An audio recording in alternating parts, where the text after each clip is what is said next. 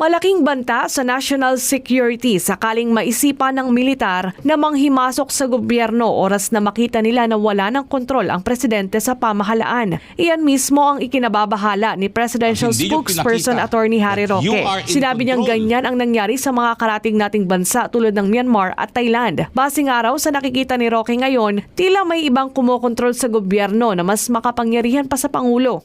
Pag nakita nila na no one is in charge dahil ang speaker ay talagang lantara na sinusuway ang presidente, baka po maisip ng militar na para maiwasan ang gulo, kami na ang mamumuno.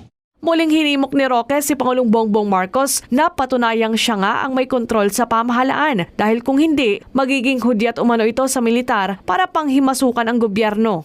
Pag hindi nyo pinakita that you are in control, the military po baka mag-isip, no one is control, we will take control as protector of the people.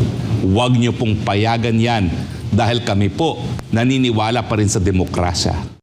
Pinayuhan naman ni Roque ang hukbong sandatahan na huwag ito gagawin dahil ang taong bayan pa rin ang magdurusa sa huli. Paalala naman ito, huwag maniniwala sa balitang si dating Pangulong Rodrigo Duterte ang nasa likod ng umano'y destabilisasyon sa pamahalaan. Dahil kung susuportahan po talaga ni Presidente Duterte ang DSTAB, tinatanggal din niya ang mandato, hindi lang ninyo bilang isang presidente, kundi ang mandato ng kanyang anak, na paboritong anak bilang vice-presidente. Nauna nang itinanggi ni dating Pangulong Duterte ang mga ulat na siya ang nasa likod ng aligasyong destabilisasyon laban kay Pangulong Marcos. Para sa Diyos at sa Pilipinas kung mahal, Daniela Paulite, SMNI News.